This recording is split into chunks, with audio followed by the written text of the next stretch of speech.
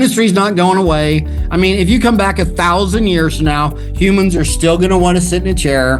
They're still going to drink a cool beverage. They're still going to want to hold something in their hand and read it. Kind of remember like the internet. The internet, really got going about 94. And in 2000, it crashed after the Y2K bubble. And it was the Y2K that was the strange thing that caused the financial bubble. Amazon dropped 95%, but that's the price. It had nothing to do with the value of the internet. And the internet and Amazon from that point went on to grow 30,000%. And right now, AI, everybody's talking about there's an AI bubble. Well, that's price. There might be an AI bubble in some stock prices, but the AI hasn't even got going yet.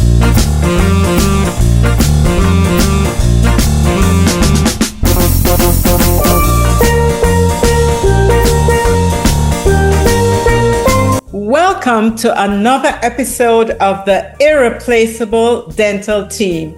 I always have gems for you, but today I have the gem of gems.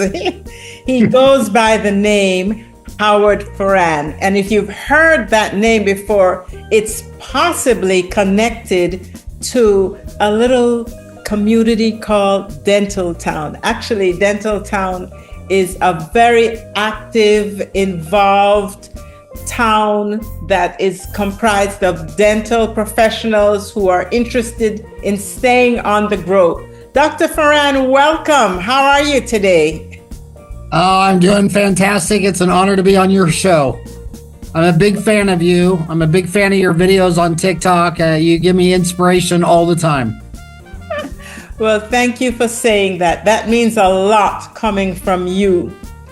I know that many people may have heard a little bit about Dental Town, but could you share a little bit more about the philosophy of Dental Town? Well, it was 1998. I had 4 boys, and their teachers wanted them to get on the internet for school. And I joined this thing called AOL, which probably only you and I are old enough to remember.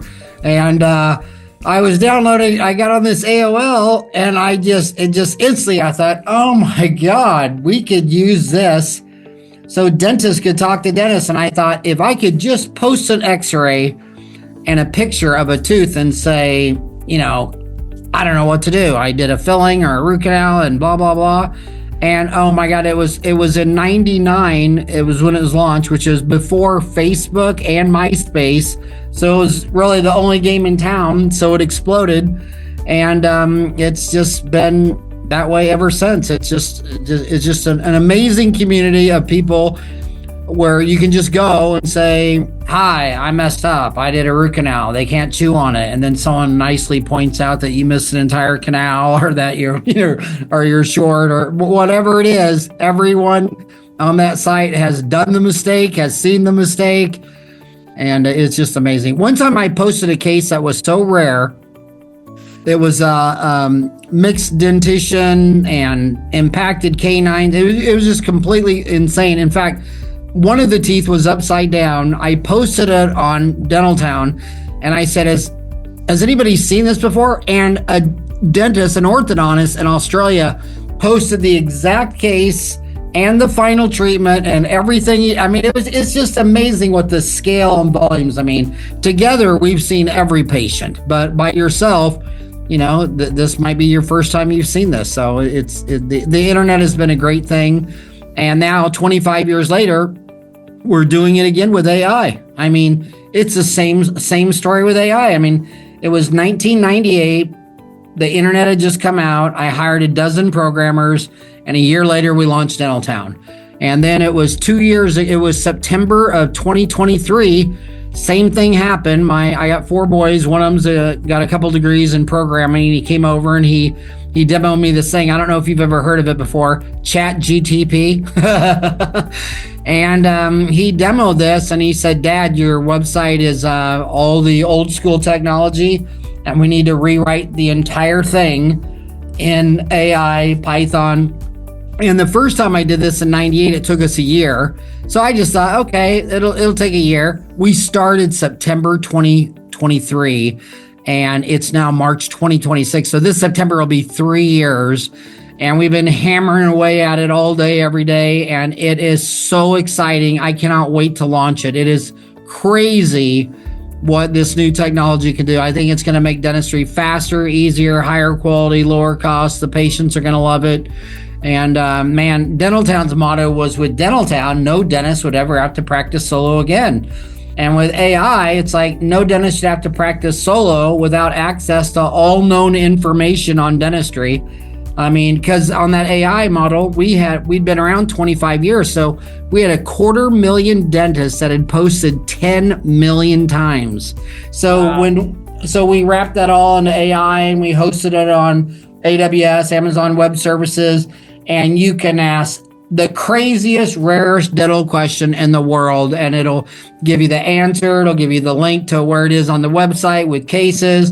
It'll give you links to the studies published in PubMed. I mean, it's just going to be crazy how all the dentists and all the information are accessed on your fingertips on a Dentaltown app you can put on your phone. It's going to be crazy, but probably sometime in the next, I don't know, 2 or 3 months we'll launch it, but definitely by September, because that'll be our 3-year anniversary. I'm like, come on, guys. But it's well, you know what you're saying lines right up with your mantra: people, time, and money. And your community has really shown that the connection of those three, how to interact with people, how to use your time wisely, and how to view money, can make a big difference. So can you share in what order should a new practice prioritize these and why? Well, the one thing I like about you the most and your videos the most is you're always unleashing your own personal power. And to me, if I had to summarize you in one word, it'd be metacognition. I mean, the study of your own mind, metacognition, how do you think? And you're always so positive, and you're always, getting people to be themselves. And the one thing I've noticed about dentistry is all these kids that you worked on for, I practiced from age 24 to age 60. All these kids over the years have said, man, I want to be a dentist like you, and I want to go to dental school. And they said that in grammar school and high school. And then in college, they asked you to write a letter. And by that time, I already knew a lot of deans. So I got a few kids in dental school, just with phone calls. And then the minute they come out, it's like I don't even recognize them. I'm like, oh, so now you can be a dentist just like me. You can walk out and open up your own practice and start small. You only need one chair. And if one broken tooth comes in, it's $1,000 crown. You only need to see one person for the whole day. I mean, if you go to McDonald's, the most you can spend is $20. You go to the dentist, there's nothing under $50. An x-ray's $50, an exam's $100, a crown's $1,000. I said, just start. And instead of saying, I'm scared, they say, well, not now. I need to get some more experience at a DSO, or I need to pay down my student loans, or I need to get married, or have a baby, or get a house, or get a car, and not now. I think if anybody could interpret that the best, it'd be you saying, not now means you're scared, and that's perfectly all right. And I just and you're always talking about being true to yourself, and don't do things you don't like to do for money. That leads to disease and depression and alcoholism and substance abuse and things like that.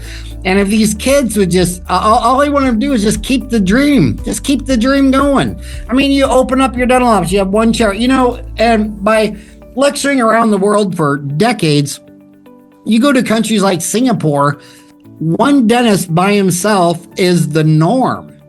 And you go around the world, and I would say the 80-20 rule, probably 80% of the dentists have one employee. And then you come to America and they think a dental office is 6 chairs and rollerblades and 2 hygiene checks and all these people in the front office and doing all these discount plans on PPOs. And it's just overwhelming. And then DSOs have walked into that market, and they're only 1 out of 5 dentists. 80% are still rocking on as a solo practicing dentist who, my God, just stay true to yourself. Just keep being happy. If you just stay true to yourself, be happy, don't do things you don't like to do for money, and don't work for people or have employees who you don't like. I can't believe how many dentists tell me that they hate their, name the staff, hygienist, receptionist, assistant, office manager, or they're a DSO and they say they hate the office manager. I'm like, well, you can't go to school 8 years and then go take a job with someone you hate. Why did you go to school 8 years? Why didn't you just go be a plumber? I mean, my God, you'd make nearly the same money and you wouldn't have the 8-year student loans and all that. So I just think keep the dream alive. It's all positive affirmations. And back to metacognition, it's like, if you tell yourself, well, I'm too lazy to exercise. Well, then you believe it and you stop exercising. Right. If you say, well, I have to eat a bowl of ice cream every night before I go to bed. Well, you could say, I'm going to have Greek yogurt with blueberries. That tastes just as good and refreshing, but it's protein free. I mean, it was Carl Jung, the most amazing German psychiatrist, I think the best one of all time, who just kept saying that, you're just a series of stories you tell yourself. So if you just start telling yourself different stories, you're going to be a different person. And when someone says that, on New Year's they're going to lose 10 pounds or quit smoking or drinking, it's like, dude, if you were going to do it, you'd do it right now. There's nothing magical on the calendar. There's no astrology. Just tell yourself that you don't do that. Tell yourself you exercise. Tell yourself tell everybody, when you talk to other people, you're pounding, tell everyone well, the first thing I do every morning is I hit the gym. Well, it might be a lie for 9 times out of 10, but maybe someday it'll only be a lie 8 out of 10, 6 out of 10. When I signed up for the Arizona Ironman, my blood pressure kept getting higher. It was getting up to by 140/90. And my doctor told me, he says, look, man, you're either going to start taking high blood pressure medication right now, or are you going to commit to exercising? And I thought to myself, well, what would be the ultimate challenge for me in Arizona? Will be the Arizona Ironman. It's every November. And when I told everybody, when I thought about that, they laughed. I mean, you got to swim 2 miles, bike 112, didn't run a marathon. First thing I started doing is telling everyone on Dental Town I was going to do this. And they were just like, what? And I got 3 other dentists to join me. 3 other dentists. We had so much fun. It was so hard, but I just told myself, I'm going to do the Arizona Ironman. I told everyone and I did it. And then I did the next year and the year after that. And you just got to tell yourself in dental school that when I get out of school, I'm going to be a dentist in a very successful country. I mean, how do you go wrong being a doctor in your country? I mean, I don't care where you go around the world. Dentists are in the top 5% in education, top 10% in income. I mean, you're doing better than 95% of the people in education, 90% in income. And you're not happy, you're burned out, you want to be a plumber, you want to sell real estate, you start trading Bitcoin. I mean, what is wrong with what you're doing? So just stay true to yourself. It's so easy. And a lot of these metrics people use, like DSOs are the craziest. Like if you ever go to a DSO convention, it's hard not to laugh because, everybody that you meet, just get a timer. Within 60 seconds, he's going to tell you how many locations. Yeah, I got a DSO in Virginia. We just opened up our 19th location. It's like, man, I was a dentist I graduated from dental school and didn't know what a location was.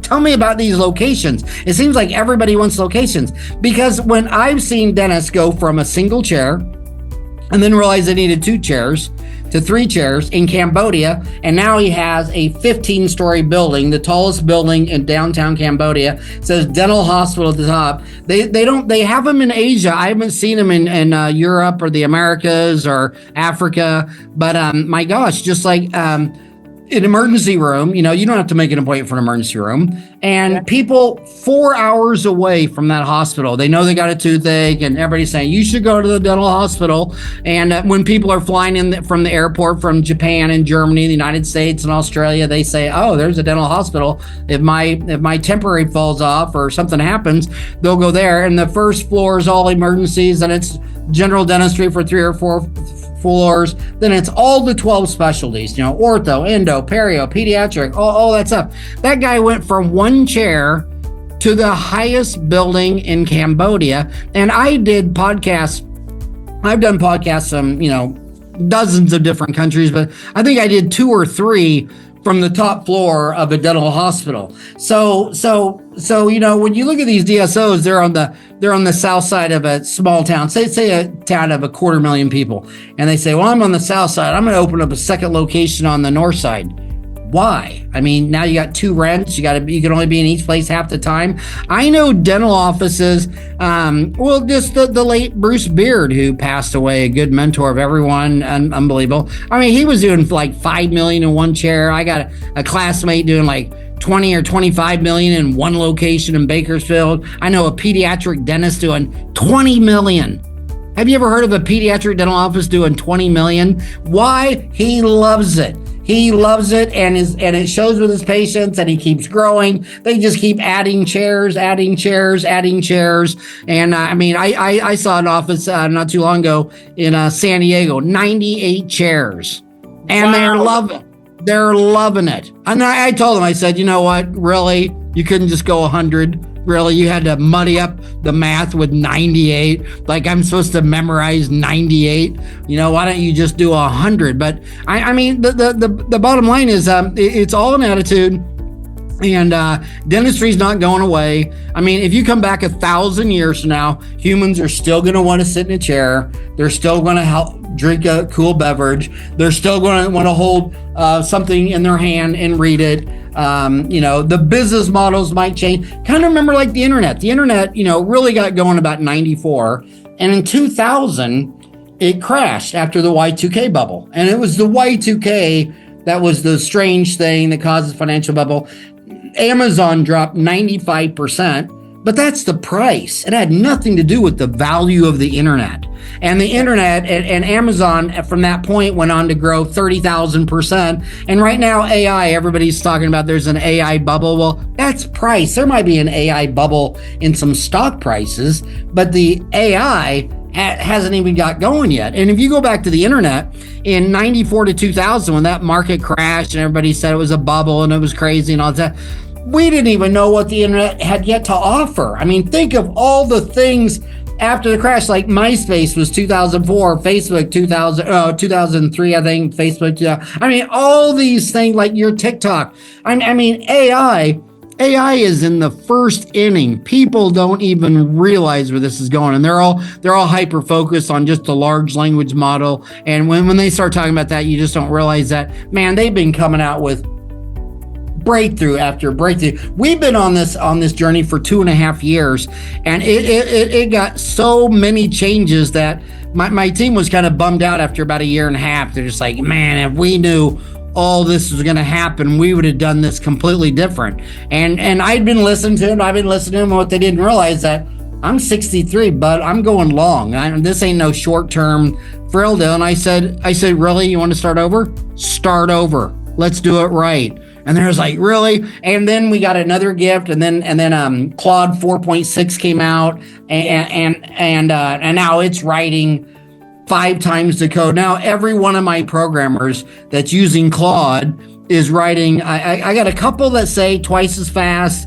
Most of them say about 4 or 5 times faster, and one of them says 10 times faster. She says, I feel like I'm sitting at a desk and I have 10 junior programmers all around me. And so what a perfect time to start over, because they did it the first time from the front end, and they didn't realize all the changes they needed in the architect back end. I got to tell you a funny joke that you probably, oh my gosh, I'm gonna mess it up. It was I forgot the name. It was the first video game that had like 1 million views. I think it was Minecraft or something like that. But it was the first video that had 1 million players on at one time. And it was mind-blowing. And you know why they were able to do that? Because the back-end architect, this genius guy, you think he's writing a video game, but he figured out a way to make the back-end infinitely scale. So 1 can turn into 2 to 4 to 8 to 16, and he did. I think it was Minecraft, and that's what they wanted to do. They wanted Minecraft in the guts of this architectural database, and just makes everything so much easier. But I remember when ChatGPT came out, it couldn't make an image. A year later, it'd make an image, but I remember making 10 in a row, and it couldn't even spell dentist right. And I'm like, and I'd say, there's no I. then they okay, now there's no T. I mean, and now not only does it make images, it makes cartoons, but it still doesn't read videos. But just yesterday on Gemini, dropped a link to a YouTube video. It pulled it up with a summary. It didn't give me a transcript, but we're going to have these knockout breakthroughs probably every year or two. It's going to define the next 2 decades. And if you're in a bunch of AI stocks, okay, so, on those AI stocks, I mean, I'm old enough to remember. I'll just tell you, I shouldn't do this. I don't give financial advice. If anybody asks you where you got this list, say it was Heather Dawn, not Howard. Say that. Damn Heather's playing all this. But where's my, let's see if I have that anywhere. Where is, here it is. But look at these 10 stocks I love. NVIDIA, Taiwan Semiconductor, Alphabet, Amazon, Palantir, Broadcom, ASML, that's a lithography of the Netherlands, ARM, AMD, Advanced Micro Devices, Meta Platforms. I'm old enough to remember when Amazon dropped 95% in the 2000, and it still didn't change the value of their company, and from there, it went up 30,000%. I really don't care if you own NVIDIA and it goes down to $1. It doesn't change NVIDIA. It doesn't change AI. It doesn't change data centers. It doesn't change tokens. And the addiction and the need for that is going to go insane for the next 20 years, just like Amazon still going insane. In fact, Dental Town's hosted on Amazon's website, AWS. And I used to have the whole thing hosted in here, thinking lower costs, but I didn't realize that when you log on from Cambodia or Australia, that it takes 350 milliseconds each way just for the data to go from here to Sydney. But Amazon's got we put on Amazon, and that cut that to like 25 microseconds. And so just have fun with the people. When I come to work, like today, every day, when I'm driving to work, I'm never thinking about my first patient. I'm thinking, I wonder what my assistant Jan did, or I wonder what Chris did, or I come now, I got all these young kids now. I got a dozen of these software engineers, and of course, they're all in their 20s. And the reason they're in their 20s is because you and I are old enough. Sorry to keep saying that you and I are old. I look like I could be your dad, so I shouldn't be throwing you in the same category as the same age as me. But remember when we were in high school, vinyl records was everything.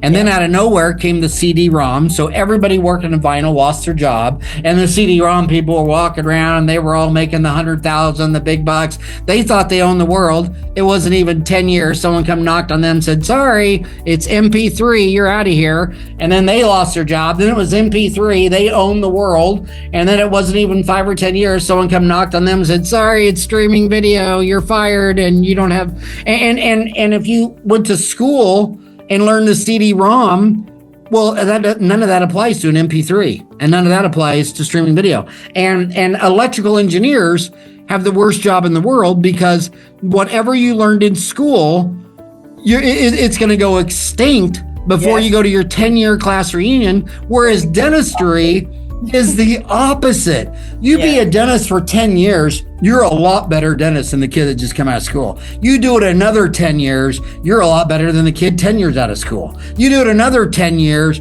you're writing books, you're on the lecture circuit, you're all that. And so dentistry, and the other thing is, there's needs and wants. Like, you might want some Dairy Cream ice cream. I might want, after this show, to go to Sonic and get a foot-long chili cheese dog. But I need a root canal. I'm in pain. I mean, dentistry isn't a want-based business. It's all started with pain, and a lot of people think it's cosmetic and all that kind of stuff. And I tell them that I don't care if you want to go into cosmetics, because as long as you maintain a real doctor, and a real doctor can pull the tooth out and replace it with an implant, or do a root canal, build up, and crown. And if you can't get a human being out of pain, and you went to dental school, you're a dental assistant, okay? And I saw this, remember during the 2008 financial crash, I had no less than 3 dentists from Scottsdale in my house crying, because all they did is full mouth rehabs, and smart people don't part with their money. A fool and their money always part. But when you go to Scottsdale, those people, it ought to be the biggest economic indicator. What are the wealthy? In fact, you know what I want? I want a index. I've thought about this always because I could always predict recessions coming because out here there's a lot of engineers from Motorola who built the first walkie-talkie, which then turned into the Nokia and the Motorola cell phone, and now this started out with a Motorola walkie-talkie, which was for war, and it just changed the war. But those guys would come in, and they were all making six figures. They all had dental insurance, and they'd start saying, "No, I don't want a root canal and a crown and all that. I know insurance may have it. Just pull it." I'm like, "Pull it? The hell's wrong with you? You drive a Honda Civic, you work at Intel," and then you start seeing a pattern. It's like they were smart. They were looking down the road and they thought this is a good time to save your money. And those rich people, they stopped doing, I had a lot of friends where their average client was 25 grand. You would come in, they'd take everything out of your mouth, all your fillings, crowns, root canals. They'd replace it all with Empress veneers, inlays, onlays, crowns, and you'd walk out with movie star teeth, and it was 25 grand. And some of these guys are so good, they'd prep up or lower in the same day, and then you come back in 2 weeks and they'd seed it. And those cases stopped on a dime. And I'd say, well, no big deal. I mean, you can do root canals right now. Well, you can do extractions right now. You can do dentures. What can you do? They can only do that. And I thought, man, you don't ever want to lose your skill. You know the barber poles, how it's got that red and white thing turning around. You know where that comes from? You know where the red and white comes from? I'm not sure. They were barber surgeons. Those were their bloody rags hanging to dry. They'd wash them out and they'd blood all over them, and you always knew it was a barber surgeon because those bloody rags were turning in the wind. And then finally some guy actually made a lit turning bloody rag in the deal. And dentistry is not ever going away, because as long as someone's in pain, they'll forget about every person who lives in China. They got a toothache, they're going to come see you. It doesn't matter if they have the money. They got credit cards. They got a mom. They got dads. They got family. They're getting out of pain. And anybody can sell me an iPhone. Anybody can sell me $1 water, which if you talk about it and say, you talk about dental insurance, tell me why bottled water for 1 liter, costs more than a gallon of gasoline in Phoenix, Arizona. Can you believe water costs more than gasoline, and you think your patients are bright? When they pay more for water than gasoline, you got to ask yourself, is your brain filled with bananas or oranges? Because but the bottom line is, you want an iPhone, you want bottled water, you want all these things, but I need to see a dentist. I'll let anybody sell me bottled water and iPhone. But for dentistry, I have to trust you because you're selling the invisible. I don't know what an MOD is. I don't know if I need 4 fillings. I mean, I have to trust you. And I don't trust these DSOs because every time I go in there, there's a different doctor. I mean, I can't tell you how many times in Phoenix, Arizona, people say, well, I went to this McDonald's and they told me I had 4 fillings and I was going to do 2 on this side and 2 on the other. So I did 2 on this side. I went back. That doctor no longer works there. And the new doctor said, I have 3 cavities over here, and whoever did these 2 did them wrong, and they need to be redone. They're like, what the hell? I mean, this is just weird. Walgreens, same example. They used to be publicly traded. They had 8,500 locations. They got delisted. They've closed down 500 locations. They're down to like 8,000, and they lost their mission. I remember I had so many conversations with pharmacists saying, okay, well, you're a pharmacist. What version of like vitamin D or magnesium or whatever you want to buy? And they'd say, well, I wouldn't buy them here because they have the magnesium oxalate or the whatever the hell it was. But I'd go to Sprouts and I'd buy them there because they got the right version there. And I'm like, well, how does a company that does pharmacy sell the wrong vitamins? And they said, I don't know, but you can grab a pack of cigarettes on the way out the door. We're having a special on cartons, you get $2 off a carton of Marlboro, but we don't have the right vitamin that you need. And all of our prescriptions are all insurance based, and we're all losing money. And it's like, all I wanted was a pharmacist. I just wanted to go to a pharmacist and say, hey, Heather Dawn, do you think I should take magnesium, or do you think I should take this, or I'm taking, whatever. And dentists are never going to go away. 1,000 years from now, I got to trust you. And that trust thing's big. I remember that I used to really work with my case presentation a lot because I would always wonder, what's wrong with me? I explain the whole thing. I ask them if they have any questions. They say no. As soon as I leave the room, they turn to my dental assistant who's been there from day one until the day I retired and said, what's going on? Why do I need this? So I stopped calling myself Dr. Farran. I stopped standing up and, making myself big, or, I sat down, I raised the chair so they could look down at me. I said, please call me Howard. And I would explain it like they're 5. Maintain eye contact. Whenever they broke eye contact, they're processing. So stop talking. See what they come back and open up and say. I wanted to be like Jan. I just thought to myself, I need to be like my assistants, my hygienist. Every time nobody would have a follow-up. But over the years, you learn your case president to where people feel safe to say, well, Heather, I don't know why I need a root canal. Why can't you just fill it? Or why can't you just smooth it out? Or it's only but they need to have trust, and they need to be able to communicate with you. And then every time someone came in and was referred by someone like you, I would take a mug that said Today's Dental. I'd fill it with a bunch of sugar-free candy, and I'd mail it to where they work because they all have that same insurance. And I'd say, yes. Dear Heather, the greatest gift a patient can give is a referral, friend, or loved one. Thank you so much for referring Jolene. And, thanks, Howard. And I'd sign it and mail it to him. And now my mug is sitting on a desk at Intel, and 5, 6 other engineers are looking at it. And they all make $100,000, and they all have the same insurance. And it's just a game of trust, transparency. Explain it to them like they're 5 years old. I mean, how do you mess up in dentistry? How do you get burned out in dentistry? How do you not succeed in dentistry? You almost have to believe crazy stuff. And if you believe enough crazy crap in your head, you can be miserable and burned out and drop out of dentistry. Something that is a salient point. We are highly skilled clinicians. We're trained very well, but we don't know anything about business, entrepreneurship, leadership. You had a strong entrepreneurial presence in your life before you went to dental school, your dad.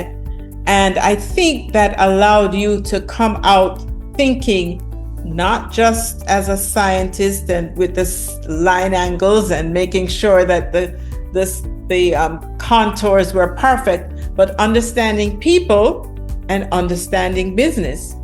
And I feel that, as you said, there's a degree of timidity when these young people come out. And because they don't have that balance of business acumen and clinical skills, they lean towards where they think it would be safe. It's not necessarily the safest place because, as you say, different points of view really affect how people view caring for patients. The revolving door of the DSOs, coming in, coming out, coming in, coming out. Well, okay, if you come out and you go under that umbrella for a while, after 6 months, you should have enough confidence to be able to step out and move. And this is why I think your community is so absolutely important. Because as you said, it's not just the clinical. Somebody can say, boy, I'm about to buy a practice. Any ideas out there? And you have tons of people who've been there, done that, and can give you support. Because ultimately, we are very insular as to how we practice. Because we have these small practices and we have to make all the decisions, and we don't know everything. But when we're able to join a community like Dental Town and say, hey, I've been thinking about this, any ideas? And you get tons of responses that are so varied that you now can open your mind to think differently. Mindset, I think, Dr. Farran, has been the key to your success. Having a mindset that, okay, this is something that allows me to care for people but it's also a business. And if I can understand how to use the care that I provide and provide it well and put it in a good business package, it's a win-win situation. Wow, you have really opened the eyes to a lot of listeners today, simply because, oh my gosh, you are filled with so much knowledge, and it's practical stuff, and it's, I can implement that tomorrow kind of stuff. And it is, I can share this with my team. Let's make sure that when we're speaking, when I have to speak to the patient, I'm at eye level. I want them to be comfortable. We're going to do everything that we need to do to make them feel that we are trustworthy, because you're right. They don't know what we're doing in there. Once they open, they're hoping that we go in and do exactly what we said we would do. And at the end, what can make that feel, this feels like a safe place, is if after we are doing the clinical stuff, or while we're doing the clinical stuff, there's a lot of relationship building around that. So, 10 years down the line, Martha, who you've only had to do cleanings on and, very light restorative, breaks a tooth, and you say, Martha, I need a crown. You don't have to convince Martha. You've already built that trust factor. So Martha may have to think, oh, how am I going to do this? What's the right timing? But she's not going to think, do I trust these people? Is it really going to need a crown or not? And so I really think that your emphasis on having a good character, good people skills, understanding how to lead. John C. Maxwell, one of my mentors, says, there is the law of the lid. Your team will only rise to the extent that you are. And I can see why your community has really expounded so well, because you stay on the grow. That you're constantly learning and giving and pouring back. Hey, this is what I discovered. This is what we're going to do to move to the next level to make sure that we can continue to pour into our colleagues, who in turn can pour into the people that they serve, bigger and better. Because you're right, dentistry is not going to change, but the more we understand how to prepare ourselves so that the whole package, when the people come in. I read in your book, you said, location, location, location. I remember you saying that your office is right in a place where if you drive in town, you can't miss it. And I also recognize that you have to have the grit. Nothing happens just overnight, and all these great tools are very helpful to us, but you still have to put in the work. I remember you saying in your book, you went from house to house. Hey, I'm Howard. How you doing? My office is just up the street. You'd even go in on Sundays for emergencies. Now, I'm not saying that everybody has to go to that length, but dental school doesn't teach you that you need to do what you need to do. You need to get out there and be a part of the community. Because having all the high-end stuff sitting on the third floor suite, paying how much for rent, and wondering how come people are not coming in, is not going to get it. But I think Dental Town and other communities where people can come and share and hear ideas is definitely the secret sauce. What do you think? Well, I think you and I should start a mutual admiration club. We'll be the only two members, and we can just sit around and admire each other, because we're both such big fans of each other. But if I was a dental school dean, they keep opening up more dental schools because they think there's a dental shortage, but it's a rural shortage. And I love AT Still the most in my backyard in Mesa, because Jack Dillenberg was the founder, and he says, look, if all you do is accept the kids with the highest 4.0s and DAT scores, and they're all from North Scottsdale, none of them are going to go to Eloy. If there's no dentist in Eloy, guess what you do? You accept the kids from Eloy, and I don't care if they have a 3.0 and you got a 4.0 over here that aced the DAT. Same thing with the Indian reservations. He says, if I was an Indian and I was growing up on the Navajo Indian reservation, would I want to go to a dentist that looks like Howard Farran who doesn't speak Navajo? Or would I want to go to someone that speaks Navajo and lives in my reservation? But see, she never had the 4.0 and blew away the DAT score. And he said, anybody that applies from an Indian reservation, anybody that applies from an underserved area, small rural, and they all go back because everybody wants to go home. Same thing with business. If your mom stayed home and made cookies and your dad worked on an assembly line, you don't know business. But if your mom and dad owned a farm, if they owned a restaurant, if they owned any type of a shop, the mom was doing the books, the dad was doing this, that. You grew up with free enterprise. So leaving dental school and opening it, like for me, the first 10 years, I had 5 sisters. We grew up so poor, we didn't even know we were poor. That's how poor we were. And I thought when I was 10 years old that only grocery stores had air conditioners. I had no idea that in the 60s, some of these rich Americans had a damn air conditioner inside their house. And then my dad, showing you that it's not what you make, it's what you save.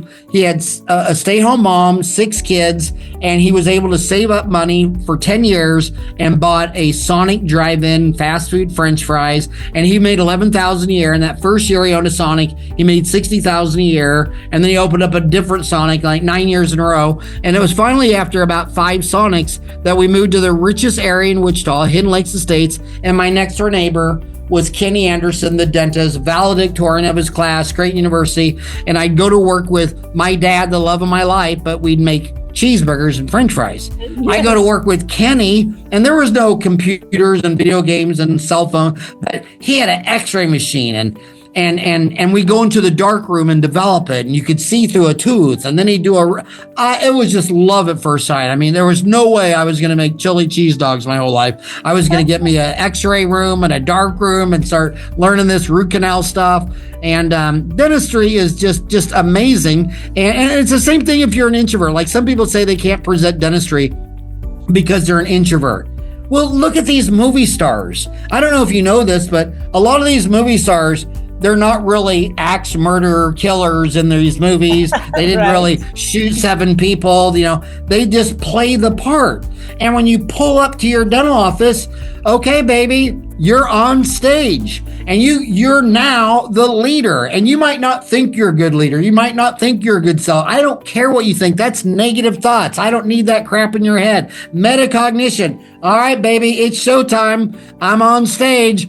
I'm Dr. Heather Don. I'm walking in there and we're going to have a great day and everything's professional and everything's succinct. You're the leader of the herd. And every time I go to a dental office, and by the way, when people, like when I went to your country and all kinds of, every time I go to a country where most people go shopping for a handbag or new shoes or whatever, I just walk in every dental office. I've got more pictures, and every time you walk into a dental office, that dentist is back in their office with the door shut and they're living back there in a hermit, and he says, well, I'm an introvert and I'm shy and people stress me. Baby, you're on stage. You only work 32 hours a week. There's 168 hours a week. You got 80% of your week. You can be an introvert slob who doesn't even take a bath. You can sit there and walk around with crumbs all over your shirt. I don't care. But you're in show business right now. It's showtime. And when you get done with this patient, you need to walk. And if you're running 10 minutes late, it was so funny, that my staff couldn't believe, because if I was running 10 minutes late, the next person's out there huffing and puffing and asking how much longer. But I knew when I looked at the clock, I knew I was 10 minutes late. So I'd walk out the front and I'd say, Heather, I'm so sorry I'm running late. My God, oh my God, I'm so sorry. And I know that you wanted, if it was you back there, you'd want me to just do it right. And they're like, oh, it's no problem. It didn't bother me at all. My staff's like, what? She was throwing a hissy fit up here. She was snorting and she asked me 8 times how much longer if she needed to reschedule. But when I walk out there, same thing. Like Jan would seat the patient and they'd say, I'm so mad at Dr. Farran. He did these 2 fillings. I can't eat on them. They're sensitive. They're horrible. And then and she'd be all mad. She goes, that lady's going to bite you when you walk in. And I walk in there and I go, hi, Heather Dawn, how are you doing? And she go, oh, I'm fine. I did. My sister's standing behind her like, what the hell? And it's just, I just wanted you to check that filling you did. That's all you'd tell me, but so it's long-term staff. It's you being available. It's you walking up front. And then the other thing is, remember some of the biggest business stories in American business. I've read all the autobiographies. I don't like biographies. I don't care what you thought of this, these, like they call, Americans now, they call a lot of the greatest people on earth robber barons. It's like, okay, Carnegie, he built steel, U.S. Steel, and he built railroads from coast to coast. What did your grandfather do? You had 5 great-grandfathers at the same time. The hell, this guy's a robber baron, but when he's born, no steel, no railroads. When he dies, Rockefeller. Robber baron? I mean, you extincted the whales down to 98.5% of all the whales were dead for their kerosene or for their lamp oils. And every year he ran his oil and propane and kerosene. Every year it was cheaper than the year before. His prices went down for 20 years. So he saved the whales. And every year, the price of kerosene and propane and gasoline went down. And now you call him a robber baron? And I looked up what my great-great-grandfathers were doing at that time. Some were in jail, somewhere in, if Rockefeller's a robber baron, my family ought to just be shut down. I mean, my God, I don't even want to know what you say to our family. I seriously, we got people, but anyway, I don't want to go into my family tree, but I do think the CDC should take a genetic swab of all of our family and see if they can isolate a few genes that they might want to take out with CRISPR. But the bottom line is dentistry is just amazing. And what I did is when I got out of dental school, I thought I was opening the 10th Sonic Drive-In. I did my locations in supply and demand. Why would you want to be there? Was an area. I'm not even making this up. It's 6200 South McClintock. I think when I was there was like 26 dentists on the corner. Now, I understand the first dentist, first 5, maybe first 10, but there's a building in downtown San Francisco. It's called I think it's like 405 Sutherland Street or whatever, but there's like 109 dentists in one medical dental building. And if you stand there long enough, you can watch a dentist just dive out of the window head first all the way to the ground. And I'm sitting there thinking, I mean, have you ever seen 109 McDonald's on one corners all stacked up? I mean, so if your mom and dad were not self-employed, you have to say to yourself, I probably need some extra knowledge in business development because I didn't get it as a kid. If you're an introvert, shy, and you're embarrassed to talk to yourself in the mirror, you probably need some case presentation courses. But metacognition, just be aware of your own limits. And I had no idea that hanging out with Dad for 10 years in Sonic would make opening up my own dental office literally nothing. I mean, I got in the office with no money down. I mean, my dad taught me that. I mean, I went to the center and I got the demographics. I talked to a guy, his name was Dave Cheatham, and I did all the demographics for the area. I got a 6 foot by 4 foot map. The census tracts, there were 303 census tracts. I got the 70, 80, 85 minute census. I got an index card for each track. I wrote down the population, the number of dentists per 1,000, median income, things like that. And in downtown Phoenix, there's a dentist for every 500 people. But on the very far edge of the city, it was a dentist for every 6,000. And I gave another one of my classmates another zip code, and he went there. It was another zip code in North Scottsdale had 1 in 6,000. And so, if you fix potholes, you drive down the road, you look for a pothole, and then you shovel the asphalt in the pothole. You just don't start putting piles of asphalt all over the road, or they get rid of you. They say, what are you doing? You're making, so you need demographics, and the government does this for you. The government Medicaid, Medicare, they have all these websites where they have doctor shortages. I have coached dentists. Check out this. I coach a dentist. There's counties all over America that don't even have one dentist. He found a county in Iowa, 6,000 people, no dentist. I said, well, just don't go in there. Go to the banker and go to the mayor and tell him that you see 3 or 4 boarded up buildings in downtown that have been there 100 years, that you want a free building. They gave it to them. And then you go call the big boys, Delta Dental, and say, hey, you don't have one provider in this whole county. Could you give me a grant? If you give me a grant, I'll go there. They wrote him a check for $100,000. He got a free building. They wrote him a check for $100,000. He goes and sets up. He doesn't take any insurance because there's no dentist in there. His fee schedule was so funny because every crown, for $1,000, everything was $1,000. The crown was $1,000, denture $1,000, root canal $1,000, and then he had things that were, I think all of his fillings were $250, and all of his cleanings were like $150. No insurance. He graduated $400,000 in student loans, and his first year he did $1 million and netted $400,000. Wow. In 1 year. Why? Because he didn't go where he wanted to. I mean, if I was going to go where I wanted to, seriously, I would have opened up in downtown Disneyland, right there by the train and the Matterhorn. You know what I mean? I just would have worked on Mickey and Minnie Mouse my whole life. But you go where you're needed. You have the business skills. And then the other thing in these small towns, you hire someone for $20 an hour. I mean, that's the most baller job in the whole county. I mean, it was just amazing. But it's so amazing to be a dentist, and now with AI, everything's going to get so much faster, easier, higher quality, lower cost. It's just these are the best of times. Well, I'm going to have to insist that you come back and share with us once your AI thing is up and rolling, because you've intrigued us so much, because we already see the value of AI and we've just barely scratched the surface. Now you're making something very, very specific to serve multiple people in our profession, and it can't be anything other than great. So I'm looking forward to that, and I'm wondering if you consider coming and sharing more once that has taken off. Only if you join our mutual admiration club, where we just call each other and admire each other. But yeah, anytime. I mean, this is I'd rather talk to you for an hour than anything else I can think of. So dentistry is my favorite subject. Well, I think from what I've heard, it's a little bit more than the dentistry.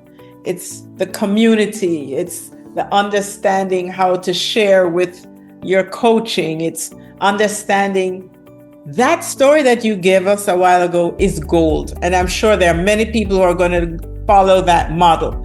Look for the right place where you're needed, and then go to those who have the authority to make it happen in such a way that you may not have to have deep pockets. Now, if you've said nothing else, that advice alone is gold. And if you look behind me, this way, which way, this way, you see that white book with the 3 colors in it? Thank you so much. I know the author. Let me show you what this is about.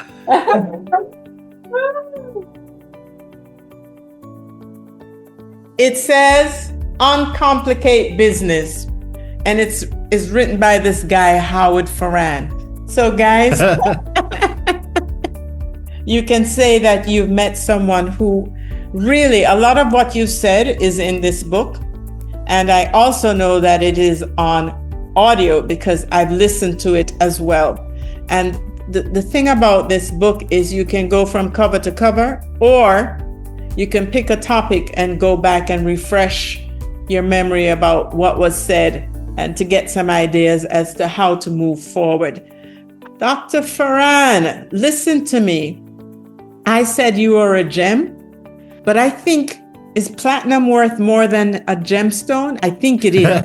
So we're going to consider you our platinum guest here today on the Irreplaceable Dental Team.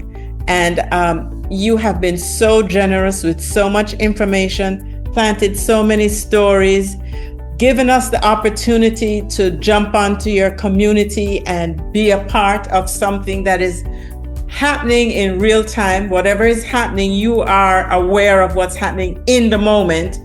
And if we're not able to jump on Dental Town and all we can do right now is purchase a book, well, we know which book will provide quite a bit of information. And you said something about this title of this book, and knowing you, I'm not surprised. Do you remember what you told me about the title of this book? Yeah, I named it Uncomplicate Business because uncomplicate's not a word. And when you type it in Amazon, the only thing that comes up is my book. And if you type it on an email, it gives you a squiggly line, to spell correct it.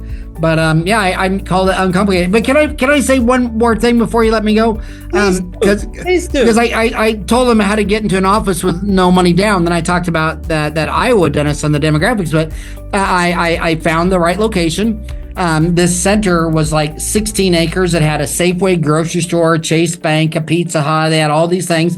And the developer, and I just got 20 feet wide, 60 feet deep, 1,200 square foot. I said, how much you want for that? And he said, I want $15 a square foot a year and for a 3-year lease. I said, okay, well, I'll go, instead of a 3-year lease, I'll go 5 years. And instead of $15 a square foot, I'll go 20. He goes, all right. He goes, what am I doing with all that extra money? I said, well, you built this 16-acre center. I'm a dentist. He said, you could do my build out for half as much money as I could. And he laughed and said, I know. I said, I'll get the blueprints. You do the build out. I'll sign a 2-year extra lease, pay more money. So he did the whole build out, didn't cost me a penny.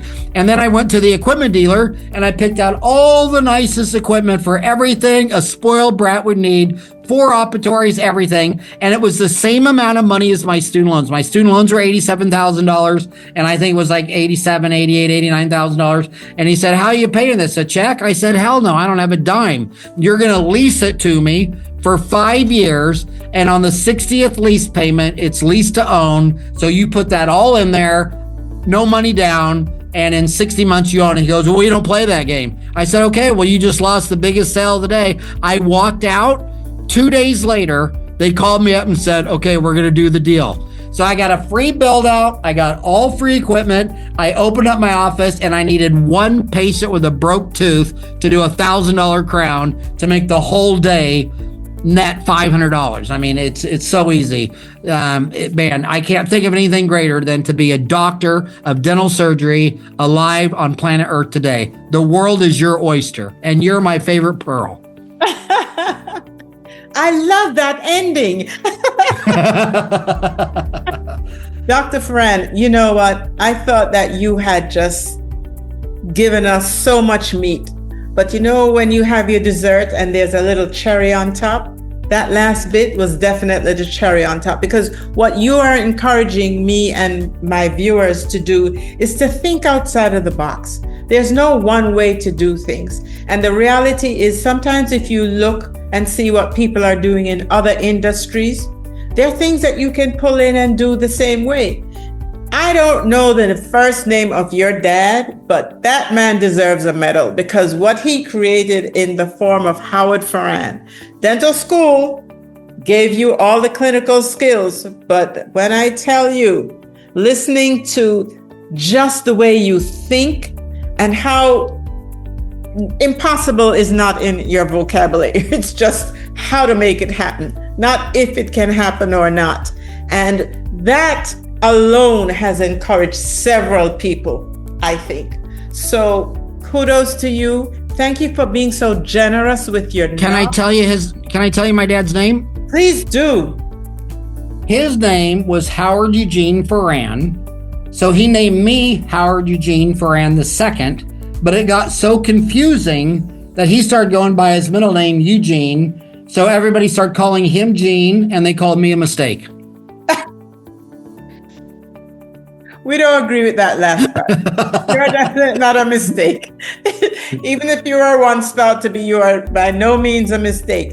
what you are is added value to everybody you come in contact with. And we're so grateful for the fact that not only have you been able to figure things out, but then you've been generous enough to share. Here, these are some things that you can do, right?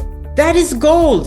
Who thinks about looking at the demographics in a place to see where the most populated places for population of dentists and then going in another direction? Who thinks about asking the builder to do a build out and negotiating something that he can't refuse? Who thinks about getting equipment and then at the end of the day having those persons call you back and say, yeah, we'll do the deal? Because the deal made sense. So you are definitely Mr. Platinum, because you're on it with the dentistry, you're on it with the people interactions, and you're on it with the business acumen. Thank you so much for all that you've poured into us today. And I look forward to connecting with you again in the future. We'll be talking more about AI. All right. I can't wait to do it again. You have a great weekend.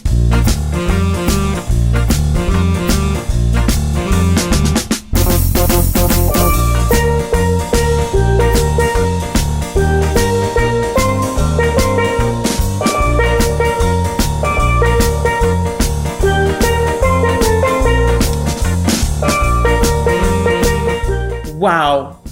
Wasn't that fantastic? Let me tell you something. My head is hurting. There was so much information given today, but I challenge you to listen to this podcast a couple of times, because it was condensed, but it was very densely packed information that is value added. I don't think I've ever had a podcast recording like this, but I hope that it won't be the last. Remember, Dental Town, it's a community of dental surgeons, general dentists, specialists, people who've been in practice for forever, people who are just coming into their own. Go on that space, be able to share, look and gather information. Remember that you can look at this book, Uncomplicate Business by Dr. Farran. It's also on audio. That's how I've listened to it. Remember that there's no one way to do something, and you have it in you. You don't have to join a DSO or something that's going to keep you stuck. Join with the knowledge that you're on an upward trajectory, whatever that is. You were equipped to do it your way. So listen, I'm leaving you now, but if you have not, please, please, please subscribe, share this podcast, and remember, life is so much better when we live, learn, and grow together.